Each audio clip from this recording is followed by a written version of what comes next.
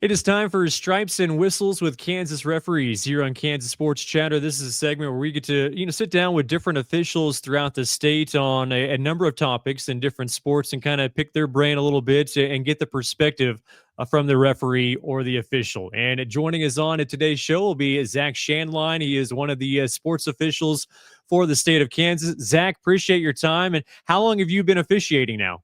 Oh, this will be my eighth year registered for the state of Kansas. What got you into officiating? Like, what interested you? Yeah, I've been interested in officiating since I was a little kid. I would actually officiate on the playground in like third grade, like elementary school, and instead of playing, which is super weird, but I've always loved it.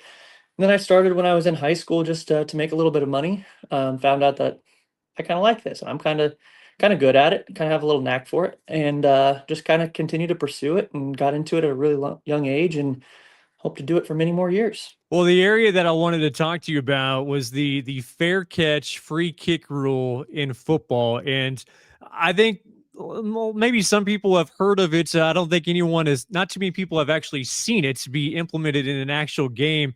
So first of all, let's just kind of start on what it is and the ruling it is from the official standpoint. Yeah, so there is a rule in in football where after a fair catch signal on a free kick, a team can actually place that free kick down and free kick it, or place the ball down and free kick it back, basically. They can actually free kick this for a field goal. So a lot of the typical scenario is when we have a punt, a short punt that's fair caught. Um, then let's say it's very short and caught at the 30 going in, basically, is how we kind of refer to it. Mhm. Meaning they have 30 yards to go until they score another touchdown. They can place that ball down at that 30-yard line and then free kick it like they would a kickoff, and for an attempt at 3 points, like a field goal.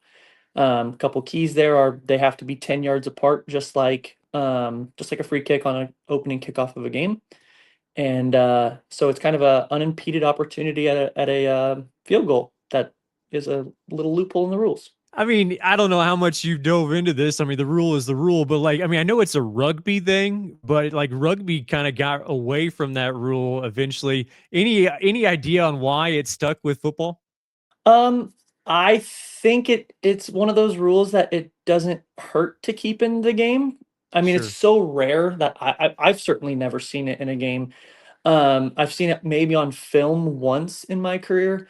Um, and so it's one of those rules that it doesn't hurt to keep it in the rule book, because it isn't really utilized that much. So there's really no benefit to taking it out of the game, but there is some benefit to keeping it in if someone's able to utilize it in one of those very weird situations. I mean, you look at, the rules of when you can use it. Can anybody use this at any time as far as, the fair catch free kick rule, or do you have to be behind or a certain amount of points or tied or anything like that? Are there any stipulations on when you can use it?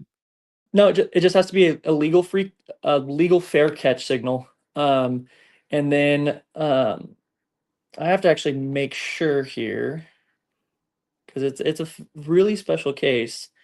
Right. Um, yeah, as long as the defense would isn't can be 10 yards away. That's the other little caveat to it. So the opposite opposing team still has to have that 10-yard buffer in order to be able to do that. You mentioned now a number of years you've been officiating, but how much do you have to study that rule book and just everything that goes into officiating specific sports and just kind of keeping yourself abreast of anything that new that pops up? Yeah, constantly in the rule book, taking rules tests. I officiate college and high school football, so there are many differences in rules there. And then keeping those two sets of rules very separate in a 24-hour period, because usually we go work a Friday night game and then I'm on the road Saturday, working a Saturday game, and so keeping those rules different is a very big challenge. But it's one that requires just constant study, constant rules focus. As far as changes, once the season starts, there's usually no rules changes. Those are all done in the off season, and the appropriate committees approve those. So once we start the season, we really have those rules, and the first 3 weeks are usually focused on teaching players, coaches, and even spectators those rules and how we're going to officiate these new changes.